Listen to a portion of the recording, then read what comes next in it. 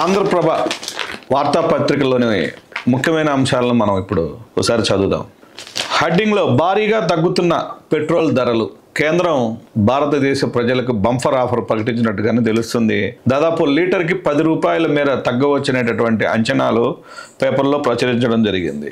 Petrol మీద 10 రూపాయలు తగ్గే అవకాశం ఉన్నట్టుగా చెప్పడం జరుగుతుంది. పెట్రోలియం సంస్థలతో సంప్రదింపులు జరుగుతున్నట్టు కేంద్ర మంత్రిత్వ శాఖ ఆమోదం, ప్రధాని మోడీ ఆమోదం కోసం ఎదురు చూపులు. 2 రోజుల్లో తగ్గే అవకాశం ఉందన్నట్టుగా వెల్లడించడం జరిగింది పెట్రోలియం శాఖ వారు. మరో ముఖ్యమైన అంశం ఏంటంటే, ఇది దొరల సర్కారు కాదు, ప్రజాప్రభుత్వం, సామాజిక ప్రగతి మా లక్ష్యం అన్నట్టుగా కాంగ్రెస్ ప్రభుత్వము వారు అమలు చేస్తున్నటువంటి ఆఫ్టర్ విన్నింగ్ వాళ్ళు ప్రభుత్వంలోకి రాగానే వారు అమలు చేస్తున్నటువంటి ఈ ప్రజాపాలనకు సంబంధించినటువంటి విషయాలను స్పష్టంగా వివరిస్తూ తెలియజేశాడు డిప్యూటీ సీఎం మల్లుభట్టి విక్రమార్క గారు. ఇష్టరాజ్యపు పాలనకు చెల్లుచీటి, అన్ని వివరాలతో దరఖాస్తులు ఇవ్వండి, 6 గ్యారంటీలు పక్కాగా అమలు చేస్తామనేటటువంటి సంకేతాలు భట్టి విక్రమార్క గారు చెప్పడం జరిగింది. తర్వాత ప్రజాపాలనకు పోటెత్తిన జనం. యాక్చువల్గా ఇదేంటంటే, ఆంధ్రప్రదేశ్లో ఈ స్కీమ్ ఆల్రెడీ రన్నింగ్లో ఉంది. గ్రివెన్స్ సెల్ అని చెప్పేసి ప్రతి సోమవారం అక్కడ ఈ రాష్ట్రంలోని ప్రజలు ఎవరికైనా ప్రభుత్వంతో ఏదైనా సమస్యలు ఉన్నా లేదా ప్రభుత్వానికి ఏదైనా నివేదించుకోదలుచుకున్నా కూడా ఈ ప్రతి డిపార్ట్మెంట్ వారికి గ్రివెన్స్ సెల్ అనేది ఒకటి పెట్టడం జరిగింది. ప్రధానంగా ఎంఆర్ఓ ఆఫీస్లోనూ, ఆర్డీఓ ఆఫీస్లోనూ, కలెక్టర్ ఆఫీసెస్లోనూ గ్రివెన్స్ సెల్ రన్ చేస్తారు. ఇంకా సపరేట్గా కూడా అన్ని డిపార్ట్మెంట్లకు సంబంధించినటువంటి ప్రధాన కార్యాలయాల్లో ఆ డిపార్ట్మెంట్కి సంబంధించినటువంటి ఏదైనా ఇష్యూ పెండింగ్లో ఉన్నా కానీ దానికి సంబంధించినటువంటి రిలేటెడ్ ఇష్యూ ఉంటే వాళ్ళతో మనం ఆ రోజు సోమవారం నాడు అక్కడ చేయొచ్చు. కానీ ఇక్కడ కొత్తగా వచ్చినటువంటి కాంగ్రెస్ ప్రభుత్వం తెలంగాణలో ఈ రకమైనటువంటి ప్రజాపాలనకు పోటెత్తిన ప్రజాపాలన అనేటటువంటి ఒక స్లోగన్ తీసుకొచ్చి రాష్ట్ర వ్యాప్తంగా ఊరు వాడ సందడి వాతావరణం, 6 గ్యారంటీల కోసం దరఖాస్తుల వెల్లువ, ప్రజల నుంచి శేష స్పందన, మంత్రులు, ఎమ్మెల్యేలు, జిల్లా కలెక్టర్ల చేతుల మీదుగా కార్యక్రమం ప్రారంభం, జనవరి 6 వరకు కొనసాగుతున్న ప్రజాపాలన, కలెక్టర్ల పర్యవేక్షణ, నిరంతరం ఈ కార్యక్రమం. సో ఓవరాల్గా ఇది ఈ ప్రజాపాలన ఏంటంటే, ప్రజలకు ఏదైనా ఇష్యూస్ ఉన్నా కానీ లేదా ఇప్పుడు కాంగ్రెస్ ప్రభుత్వం ఏదైతే 6 గ్యారంటీలు ఇచ్చిందో వాటిని మనము లేదా ప్రజలు ఆ గ్యారంటీలను ఏదైతే వాళ్ళు తీసుకోవాలనుకుంటారో, రేషన్ కార్డ్స్ కానీ లేదా స్కీమ్స్ ఏదైతే వాళ్ళకి కావాలనుకుంటారో వాళ్ళు ఆ ఫామ్ను ఫిల్ చేసి ఆ ఫామ్ని వాళ్ళకు ప్రజాపాలన సందర్భంగా ఆఫీసర్స్కి ఇస్తే వాళ్ళు వాటిని పరిశీలించి వాళ్ళకి అర్హత ఉంటే తప్పకుండా ఇచ్చే ప్రయత్నాలు చేయడం జరుగుతుంది. సో మరో ప్రధానమైన అంశం ఏంటంటే, కలిసి ఢీకొంటే కమలం కకావికలమే అని రాహుల్ గాంధీ గారి ఫోటోనేస్తూ India Sabha, India in the sense అంటే ఈ బీజేపీ కాకుండా భారతదేశంలో మిగిలిన అన్ని పార్టీలు ఒక కూటమిగా ఏర్పడి కూటమికి ఇండియా అనేటటువంటి పేరు పెట్టుకోవడం జరిగింది. ఈ కూటమికి సంబంధించినటువంటి సమావేశంలో ఈ రకమైనటువంటి వ్యాఖ్యలు చేయడం జరిగింది. సిద్ధాంతాల మధ్య యుద్ధం, మేమొస్తే కులగణన, వీసీలంతా ఆర్ఎస్ఎస్ బ్యాచే, మెరిట్ ఆధారిత నియామకాలేవి, కాంగ్రెస్ ఆవిర్భావ సభలో రాహుల్ గాంధీ, ఎన్నికల సిద్ధం అనే నినాదంతో మెగా ర్యాలీ, లక్షలాదిగా తరలివచ్చిన కాంగ్రెస్ శ్రేణులు, కేంద్రంలోని బీజేపీపై పదునైన విమర్శలు చేసినటువంటి రాహుల్ గాంధీ అటువంటి కార్యక్రమం నాగపూర్లో జరిగినట్టుగా సార్వత్రిక ఎన్నికలకు కాంగ్రెస్ పార్టీ శంఖారావం పూరించింది. పార్టీ 139వ ఆవిర్భావ దినోత్సవం సందర్భంగా మహారాష్ట్రలోని నాగపూర్లో హోం హమ్ తయార్ హై అనే నినాదంతో మెగా ర్యాలీకి వాళ్ళు చేయడం జరిగింది. ఈ వేదిక ద్వారా వచ్చే ఏడాదిలో జరిగే లోక్సభ ఎన్నికలకు ప్రచారాన్ని ప్రారంభించింది. ఈ బహిరంగ సభలో కాంగ్రెస్ చీఫ్ ఖార్గే, పార్టీ అధినేత్రి పాల్గొనడం జరిగినది అనేటటువంటి న్యూస్ ఆంధ్రప్రదేశ్లో ప్రచురించడం జరిగింది. తర్వాత ఇక డబుల్ ఇంజన్ ఇక గ్యారేజీకే, డబుల్ ఇంజన్ సర్కారు ఇక గ్యారేజీకే అనేటటువంటి మరొక హెడ్లైన్ ప్రచురించడం జరిగింది, ముద్రించడం జరిగింది. మోడీ మెడిసిన్కు కాలం చెల్లింది, కేంద్రంలో వచ్చేది కాంగ్రెస్ సర్కారే, నాగపూర్ ఆవిర్భావ సభలో సీఎం రేవంత్ రెడ్డి.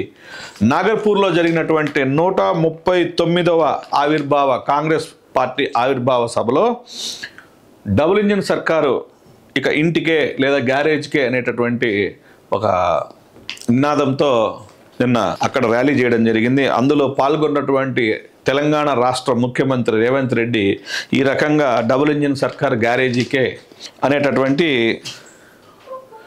స్లోగన్ ఇవ్వడం జరిగింది. తర్వాత బీజేపీకి సంబంధించినటువంటి వార్త. టార్గెట్ 15 కోల్డ్ వార్పై సీరియస్, ఖచ్చితంగా గెలవాలి, లక్ష్యంగా పనిచేయండి, బీజేపీ గాలి వీస్తోంది, కేంద్రంలో మళ్ళీ మనమే పూర్తి మెజారిటీతో వస్తున్నాం, 2028లో తెలంగాణలోనూ అధికారంలోనికి వస్తాం, నేతలకు అమిత్ షా దిశానిర్దేశం. సోషల్ మీడియాలో రచ్చ ఏంటి, పార్టీ గీత దాటితే వేటు తప్పదు, అసెంబ్లీ ఫలితాలు నిరాశపరిచాయి, ఈసారి అలా జరగకూడదు, బీజేపీ విస్తృత స్థాయి సమావేశంలో అమిత్ షా గారు వారి యొక్క పార్టీ విస్తృత స్థాయి సమావేశంలో ఈ విధంగా చెప్పడం జరిగిందన్నట్టుగా ఈ వార్త ప్రచురించడం జరిగింది.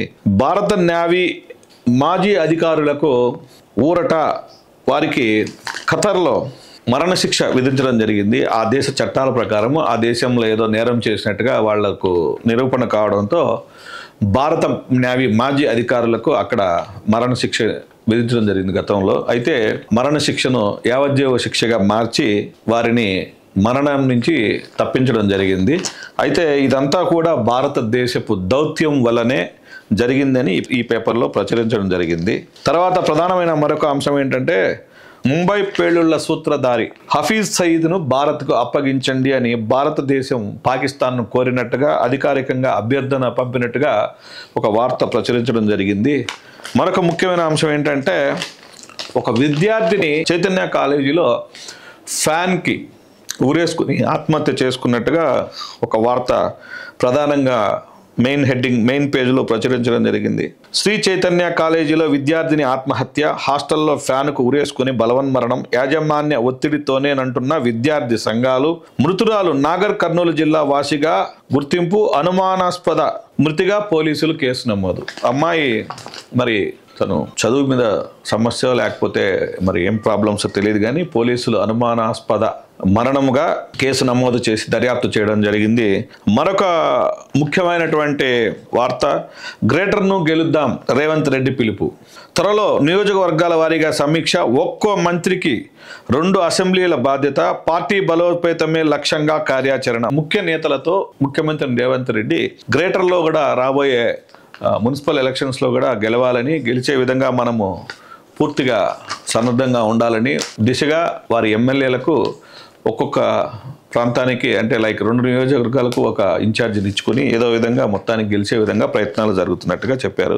సిటీ జాయింట్ సిపిగా ఏవి రంగనాథ్ గారిని నియామకం జరిగింది.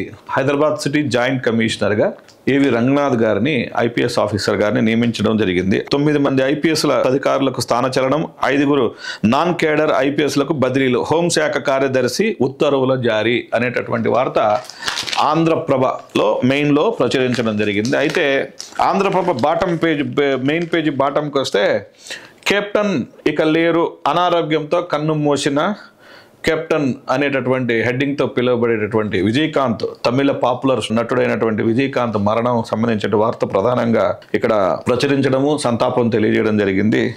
మరొక ముఖ్యమైన అంశం ఏంటంటే, బెంగళూరులో బాబుతో డీకే భేటీ, విమానాశ్రయంలో అగ్రనేతల సమాలోచనలు, ఏపీ తెలంగాణ రాజకీయ వర్గాల్లో విస్తృత చర్చ. నిన్న ప్లాన్గానో లేకపోతే కాకతాళీయంగానో బెంగళూరు విమానాశ్రయంలో ఆంధ్రప్రదేశ్ మాజీ ముఖ్యమంత్రి చంద్రబాబు నాయుడు గారు, ప్రస్తుత డిప్యూటీ ముఖ్యమంత్రి కర్ణాటక డీకే శివకుమార్ గారు కలవడం జరిగింది. ఈ కలయిక గురించి నిన్న దాదాపు అన్ని ఛానల్లోనూ రకరకాల చర్చలు, అంటే ఏదో జరగబోతుంది, ఇద్దరు కలిశారు, మూడో వ్యక్తి కలిసి ఆంధ్రప్రదేశ్లో ఏదో చేయబోతున్నారు, ఓకే, రాజకీయపరమైనటువంటి రకరకాల విమర్శలు, వార్తలు, విశ్లేషణలు నిన్నంతా చూసాం మనము. సో ఆ వార్త ఇందులో ప్రధానంగా ప్రచురించడం జరిగింది. తర్వాత ఆంధ్రప్రదేశ్ వార్తల విషయానికి వస్తే, అధికారంలో ఉన్నటువంటి వైసీపీ పార్టీ సగం సిట్టింగులకు మార్పు అనేటటువంటి ఒక వార్తను ప్రచురించడం జరిగింది. ఆంధ్రప్రదేశ్లో ప్రస్తుతం అధికారంలో ఉన్నటువంటి వైసీపీ ప్రభుత్వము ఆల్రెడీ సిట్టింగులుగా ఉన్నటువంటి ఎమ్మెల్యేలను కావచ్చు, ఎంపీలను కావచ్చు, మెజారిటీ ఆఫ్ ది సిట్టింగులను మార్పులు చేర్పులు జరుగుతున్నట్టుగా వార్త ప్రచురించడం జరిగింది. ఎంపీ అభ్యర్థుల ఎంపికలో ఏపీ సీఎం జగన్ వ్యూహాత్మకం, 14 స్థానాల్లో కొత్త వారికి చోటు, 11 సీట్లలో సిట్టింగులకే మళ్లీ బరిలో దింపాడు, కడప స్థానంలోనూ మార్పు జరిగే అవకాశము, సిద్ధమవుతున్న ఎమ్మెల్యేల జాబితా 2-3 రోజుల్లో జిల్లాల వారీగా అభ్యర్థులను ప్రకటించే అవకాశాలు 31వ తేదీ లోపు ఎంపీలతో పాటు ఎమ్మెల్యేల జాబితా కూడా ప్రకటించవచ్చు అనేటటువంటి వార్తను ప్రధానంగా ఇక్కడ ప్రచురించడం జరిగింది. సో ఓవరాల్గా పేజ్ మొత్తం న్యూస్ పేపర్ మెయిన్ హెడ్డింగ్స్ అంతా కూడా వార్త అంటే రాజకీయాలు, రాజకీయపరమైనటువంటి వార్తలే ప్రధాన వార్తలుగా కనపడుతున్నాయి. వేరేటి ఇక్కడేం కనపడడం లేదు. ఎంతసేపు రాజకీయాలు, రాజకీయ నాయకుల కలయికలు, రాజకీయాల ఎత్తుగడలు, రాజకీయాల వ్యూహాలే పేపర్లో ప్రధానంగా కనపడుతున్నాయి. సో చివరి పేజీలో ఏముందో ఒకసారి చూద్దాం. చివరి పేజీలో సాధారణంగా క్రీడలు, సినిమాకు సంబంధించిన విశేషాలు ఉండడం జరుగుతుంది. ఆసీస్ మహిళల విజయం, రాణించిన లిచ్ఫీల్డ్, ఫెర్రీ, తహికా, జమీమా, పూజ పోరాటం వృధా, తొలి వన్డేలో భారత్ అమ్మాయిల ఓటమి. సో భారతదేశ మహిళల జట్టు, ఆసీస్ జట్టు మహిళల జట్టుతో ఓడిపోవడం జరిగిందనేటటువంటి ప్రధానమైనటువంటి వార్తగా స్పోర్ట్స్ పేజీలో ప్రచురించడం జరిగింది. రెండవది పురుషులు తొలి టెస్టు సఫారీలదే, కోహ్లీ ఒంటరి పోరాటం, తేలిపోయిన మిగతా బ్యాటర్లు, ఇన్నింగ్స్లో 32 పరుగులతో టీమిండియా ఓటమి, దక్షిణాఫ్రికా ఆల్రౌండ్ ప్రదర్శన, విజృంభించిన బౌలర్లు, ఎల్గర్ సూపర్ బ్యాటింగ్, 3 రోజుల్లోనే టెస్టు గెలుచుకున్న ఆతిథ్య ప్రోటీస్. సో ఓవరాల్గా భారతదేశ జట్టు, పురుషుల జట్టు ఓటమి చూసింది. దక్షిణాఫ్రికాలో జరుగుతున్నటువంటి ఈ టెస్ట్ మ్యాచ్ ఏదైతే భారతదేశం 3 రోజుల వ్యవధిలోనే ఓటమి పాలు కావడం జరిగిందనేది సో ఈ వార్త సారాంశము. తర్వాత 6 జట్లతోనే భారత్కు గట్టి పోటీ అనేటటువంటి ఇంకొక క్రీడా వార్త, క్రికెట్కు సంబంధించినటువంటి వార్త ప్రచురించడం జరిగింది. ఐసీసీ T20 ప్రపంచ కప్ సమరం జరగనుంది. ఈ మెగా టోర్నీను వెస్టిండీస్, అమెరికా దేశాలు సంయుక్తంగా ఆతిథ్యం ఇస్తున్నాయి. అయితే ఇటీవల భారత్ వేదికగా జరిగిన వన్డే వరల్డ్ కప్ లో హాట్ ఫేవరెట్ గా బరిలోకి దిగిన టీమిండియా ఫైనల్లో ఆసీస్ చేతిలో ఓడి రన్నరప్ తో సరిపెట్టుకోవడం జరిగినది. 2013 నుంచి ఇప్పటి వరకు టీమిండియా ఐసిఐసిఐ ట్రోఫీ, ఇప్పటి వరకు 2013 నుంచి టీమిండియాకు ఐసిఐసిఐ ట్రోఫీ అందని ద్రాక్షగానే మిగిలింది. ఇక వచ్చే ఏడాది జరిగే పొట్టి ప్రపంచ కప్ లోనూ భారత్ గట్టి పోటీ తప్పదని మాజీ క్రికెటర్లు పేర్కొంటున్నారు. ఇటీవల క్రీడా ఛానల్కు నిర్వహించిన చర్చా కార్యక్రమంలో టీమిండియా మాజీ స్టార్ క్రికెటర్ యువరాజ్ సింగ్, గౌతమ్ గంభీర్ ఇలా పాల్గొని ఇలా చెప్పడం జరిగిందన్నట్టుగా ఈ వార్త ప్రచురించడం జరిగింది. రాబో T20 సిరీస్ కూడా భారతదేశానికి గట్టి పరిస్థితులను ఎదుర్కోవాల్సి వస్తుంది భారతదేశ టీం అనేటటువంటి విశ్లేషణ వారు తెలియజేయడం జరిగింది. ఆసీస్కు 241 పరుగుల ఆధిక్యం, ప్రస్తుతం 187/6 రెండో ఇన్నింగ్స్ రాణించిన మార్షల్ స్మిత్ పాకిస్తాన్తో రెండో టెస్టు అనేటటువంటి మరొక వార్త ఈ క్రీడా పేజీలో ప్రచురించడం జరిగింది. సో ఓవరాల్గా ఆస్ట్రేలియా అక్కడ ఆధిక్యంలో ఉన్నట్టుగా ఈ టెస్ట్ మ్యాచ్, ఆస్ట్రేలియా పాకిస్తాన్ మధ్య జరిగే టెస్ట్ మ్యాచ్లో ఆస్ట్రేలియా ఆధిక్యంలో ఉన్నట్టుగా ఆ వార్త. మూడవది సో సినిమా విశేషాలకు వస్తే, తమిళ సినీ రంగంలో కెప్టెన్గా ఉన్నటువంటి విజయకాంత్ నిన్న మరణించడం జరిగింది. తను చాలా కాలంగా అనారోగ్యంతో ఉండడం వల్ల నిన్న మరణించినట్టుగా కన్ఫర్మ్ చేశారు. విజయకాంత్ కన్నుమూత, కథానాయకుడు డిఎండికే అధినేత విజయకాంత్ 71 సంవత్సరాల వయసున్నటువంటి విజయకాంత్ కన్ను మూశారు. ఆయన కొంతకాలంగా అనారోగ్యంతో బాధపడుతున్నారు. శ్వాస సంబంధిత సమస్యలతో చెన్నై ఆసుపత్రిలో చేరారు. కోవిడ్ నిర్ధారణ కావడంతో చికిత్సలు అందిస్తున్నారు. ప్రస్తుత పరిస్థితి విషమించడంతో గురువారం ఉదయం ఆయన తుది శ్వాస విడిచారు. విజయకాంత్కు భార్య, 2 పిల్లలు ఉన్నారు. భార్య పేరు ప్రేమలత, 2 కుమారులు ఉన్నట్టుగా ఇక్కడ వార్త ప్రచురించడం జరిగింది. డిఎంకే పార్టీని స్థాపించి తమిళనాడు రాజకీయాల్లో తన వంతుగా ప్రయత్నం చేసి చివరకు 71 ఏళ్ల వయసులో విజయకాంత్ గారు మరణించారు. విజయకాంత్ గారు మరణం తమిళనాడులో తన యొక్క అభిమానులకు, యాక్చువల్గా రాజకీయాల్లో చెప్పాలంటే 1 సీటు గెలిచినటువంటి విజయకాంత్ ఏనాడు సాధారణంగా 1 సీటు వారు మరో పార్టీకి అమ్ముడుపోవడమో లేదా ఇంకొక పార్టీలో విలీనం చేయడమో, ఇంకొక పార్టీలో చేరి మంత్రి పదవులు పొందడం లాంటివి రకరకాల రాజకీయమైనటువంటి ఎత్తుగడలు వేస్తుంటారు. కానీ 1 సీటుతో గెలిచిన విజయకాంత్ కూడా ఎన్నడూ అధికార పార్టీకి కానీ ఎవరికి తల వంచకుండా తన స్థాయిలో తన పోరాటం సాగించి తమిళ చరిత్రలో పోరాట పటిమ కలిగినటువంటి నాయకుడిగా నిలిచిపోయాడు. గతంలో మంచి అంటే కమర్షియల్ హీరోగాను, మంచి స్టార్గాను కమల్ హాసన్, రజనీకాంత్ వీరితో పోటీ పడుతూ వారి తర్వాత స్థానాన్ని తను పొందినటువంటి గొప్ప నటుడు. సో అలాంటి గొప్ప వ్యక్తిని తమిళనాడు కోల్పోవడం జరిగింది. ఆయనకు మన ప్రగాఢ సానుభూతి తెలియజేస్తున్నాం మన టీవీ తరఫున. సో నెక్స్ట్, యాక్టర్ కావాలనేది నా కళ అని bubble gum hero Roshan Kanakala గురించి వార్త ప్రచురించడం జరిగింది. ఈ సినిమా ఆంధ్రప్రభ షో అనేటువంటి ఒక సినీ వార్తల విభాగంలో ఈ అబ్బాయి రోషన్ కనకాల, రాజీవ్ కనకాల, సుమ కనకాల వారి అబ్బాయి.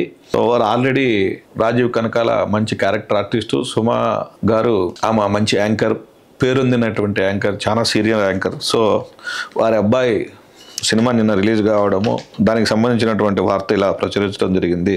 ఆ బబుల్ గమ్ అనే సినిమాకి చిరంజీవి గారి ఆశీస్సులు కూడా ఉన్నట్టు ఈ వార్తలో ప్రచురించారు. సో ఇంకొక నెక్స్ట్ మ్యాటర్ ఏంటంటే వెంకటేష్ సంపూర్ణ వ్యక్తిత్వానికి నిర్వచనం అని చిరంజీవి గారు అన్నట్టుగా వెంకటేష్ నాకు 40 ఏళ్ల అనుభవం ఉంది, సంపూర్ణ వ్యక్తిత్వానికి నిర్వచనం వెంకటేష్ అని అన్నారు మెగాస్టార్ చిరంజీవి. హీరో వెంకటేష్ 75 సినిమాల ప్రయాణాన్ని పురస్కరించుకుని సెలబ్రేటింగ్ వెంకీ 75 పేరుతో వేడుక నిర్వహించారు. మెగాస్టార్ చిరంజీవి ముఖ్య అతిథిగా పాల్గొన్న ఈ సందర్భంగా ఆయన మాట్లాడుతూ కొన్ని వేడుకలు ఎంతో మానసిక ఆనందాన్ని కలిగిస్తాయని, అలాంటి వేడుక ఇది ఒకటని, కథల ఎంపికలో వైవిధ్యాన్ని ఎప్పుడూ ప్రదర్శిస్తూ వెంకటేష్ గారు ఎప్పుడు ఒక సంపూర్ణమైన నటుడిగా ముందుకు సాగాడని, మల్లీశ్వరి నాకు ఇష్టమైన చిత్రం అని, వెంకటేష్కు సంబంధించిన మల్లీశ్వరి చిత్రం చిరంజీవి గారికి చాలా నచ్చిన చిత్రం అని ఈ వేడుక సందర్భంగా తెలియజేయడం జరిగింది. మరొక సినిమా నేడే విడుదల డెవిల్ అనే సినిమా ఈరోజు విడుదలవుతున్నట్టుగా ఆంధ్రప్రభలో సినిమా షో కాలంలో వేయడం జరిగింది. సలార్ మొదటి భాగాన్ని మించేలా రెండో భాగం ఉండబోతుంది అని నటి శ్రీయారెడ్డి పేర్కొన్నట్టుగా ఒక చిన్న ఇంటర్వ్యూ కాలం ఇక్కడ ప్రచురించడం జరిగింది. సలార్ పార్ట్ 1 సీజ్ ఫైర్ అంటే ద్వితీయ విభాగం ఇంకా చాలా బాగా ఉంటుందని చిత్రంలో నటించిన శ్రీయారెడ్డి అంటోంది. డిసెంబర్ 22న విడుదలైన ఈ చిత్రం బాక్సాఫీస్ వద్ద భారీ విజయాన్ని నమోదు చేసింది. ఇందులో రాధా రమ పాత్రలో నటించిన శ్రీయారెడ్డి గురించి పలు ఆసక్తికర విషయాలు మీడియాకు తెలియజేశారు. దర్శకుడు ప్రశాంత్ నీల్ సలార్ సినిమా గురించి చెప్పినప్పుడు తొలుత నటించేదానికి నాకు ఆసక్తి లేదని, కారణం ఆ సమయంలో సినిమాల్లో నటించకూడదని అనుకున్నానని, ప్రశాంత్ మాత్రం వదలలేదని, నటించాలని చివరకు ప్రోత్సహించడంతో ఒప్పుకుని ఈ సినిమాలో నటించానని, నా పాత్రకి ప్రాధాన్యత ఉండాలని ఆయనకు చెప్పాను. విలనిజం టచ్ ఉంటే అందంగా కనిపించేలా నా పాత్రను డిజైన్ చేశారు. రాధారమ పాత్ర లుక్ ఏ విధంగా ఉండాలని చర్చించాం. వెండి ఆభరణాలు చేయించారు, టాటూ కూడా ఉండాలని అనుకున్నాను. నన్ను ఎంపిక చేయడానికి పొగరు సినిమాలో నా పాత్ర చూడటమే అని ప్రశాంత్ నీల్ చెప్పడంతో నేను అంగీకరించి చేశాను. ఓవరాల్గా నా పాత్ర చాలా అద్భుతంగా వచ్చిందని శ్రీయారెడ్డి గారు చెప్పడం జరిగింది. సో ఇవి ఆంధ్రప్రభ మెయిన్ పేజ్ ప్లస్ చివరి పేజ్లో ఉన్న ముఖ్యాంశాలు. సో ఏ పేపర్ చదివినా ఏం చూసినా కూడా రాజకీయపరమైనటువంటి అంశాలే ప్రధానంగా కనపడుతున్నాయి. దేశానికి సంబంధించినటువంటివి, దేశ అవసరాలకు, దేశ ప్రజల పురోగభివృద్ధికి ఏం లేవు. నమస్తే.